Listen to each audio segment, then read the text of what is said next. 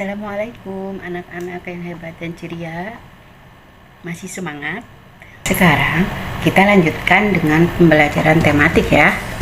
Masih tema 1, subtema 3, yaitu ayo selamatkan hewan dan tumbuhan. Kali ini muatan pembelajarannya adalah bahasa Indonesia dengan materi membuat simpulan dalam teks laporan. Baiklah, kita mulai. Perhatikan dan simak baik-baik ya.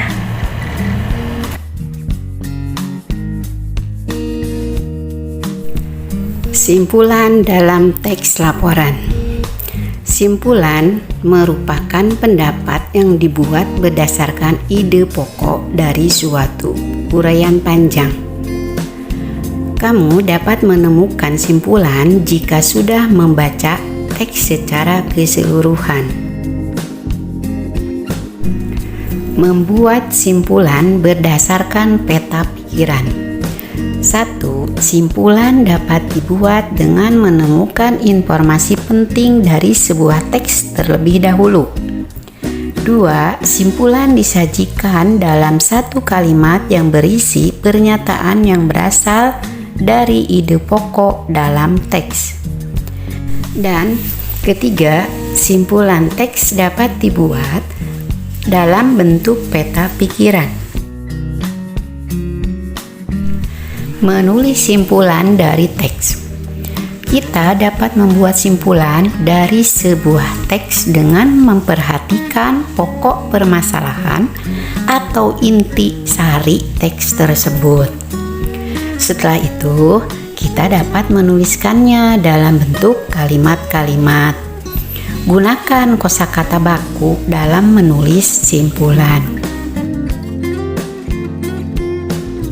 Coba perhatikan beberapa contoh berikut ini. Contoh yang pertama, jika simpulan langsung mengambil kalimat simpulan dalam paragraf. Teksnya, salah satu jenis coklat adalah kompon coklat. Coklat ini memiliki rasa manis dan harganya juga cukup murah. Selain itu, proses pembuatannya juga termasuk mudah. Jadi, tak heran kalau kompon coklat termasuk coklat yang sering dan banyak dikonsumsi. Perhatikan kalimat terakhir paragraf di atas. Kalimat tersebut diawali dengan jadi, yang merupakan kata kunci dalam menentukan simpulan paragraf. Nah, jadi jelas simpulan paragraf di atas adalah kompon coklat termasuk coklat yang sering dan banyak dikonsumsi. Contoh kedua, menggabungkan antara kalimat utama dan kalimat simpulan yang biasanya berada di akhir paragraf. Acara tahun baru selalu dirayakan dengan meriah. Acara tahun baru tersebut biasanya diselenggarakan di lapangan terbuka dengan menggelar konser dan menyalakan kembang api. Banyak orang-orang yang datang ke lapangan untuk merayakan tahun baru bersama.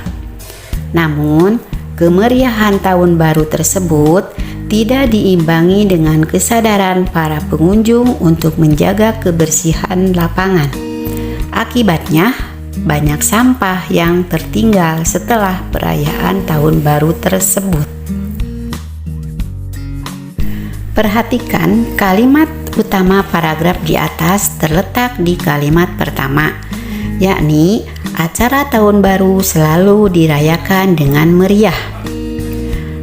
Selanjutnya, kalimat simpulan berada di akhir paragraf, yakni akibatnya banyak sampah yang tertinggal setelah perayaan tahun baru tersebut. Nah, kalimat simpulan dapat dibentuk dari penggabungan dua kalimat tersebut. Simpulan paragraf di atas adalah Kemeriahan acara tahun baru mengakibatkan lingkungan kotor karena banyak sampah yang tertinggal. Contoh ketiga, mencari sebab akibat atau akibat sebab dalam sebuah paragraf. Penggunaan plastik yang semakin marak menjadi masalah lingkungan yang tidak kunjung usai.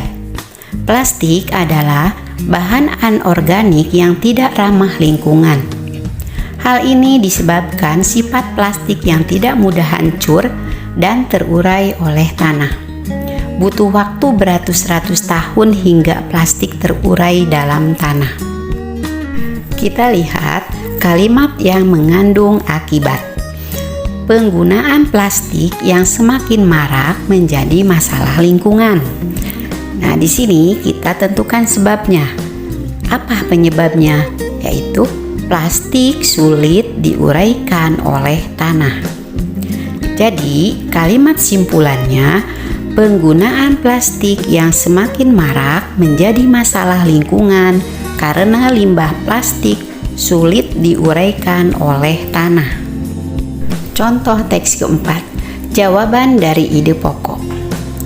Pencemaran akan semakin berbahaya jika sudah ada di dalam tubuh kita, seperti di dalam darah atau rambut. Jika terus-menerus berkumpul di tubuh, maka proses pertumbuhan dan perkembangan kita akan terganggu.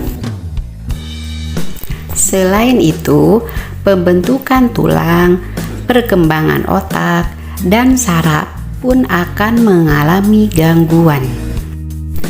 Ide pokok paragraf di atas adalah dampak pencemaran yang masuk ke dalam tubuh. Nah, dari ide pokok tersebut bisa dibuat pertanyaan. Apa dampak pencemaran yang masuk ke dalam tubuh? Jadi, kita dapat memperoleh kalimat simpulan dengan menjawab soal di atas, yakni dampak pencemaran yang masuk ke dalam tubuh adalah terganggunya pertumbuhan, perkembangan, pembentukan tulang, perkembangan otak, dan saraf. Maka simpulannya, dampak pencemaran yang masuk ke dalam tubuh adalah terganggunya pertumbuhan, perkembangan, pembentukan tulang, perkembangan otak, dan saraf.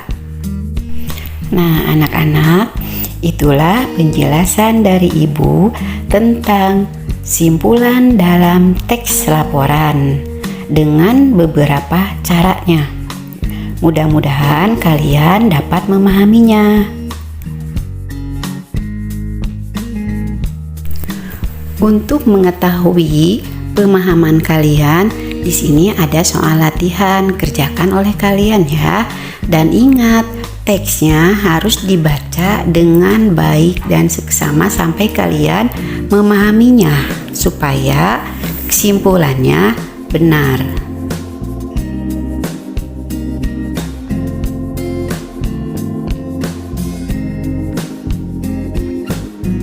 Selamat mengerjakan dan tetap semangat. Wassalamualaikum warahmatullahi wabarakatuh.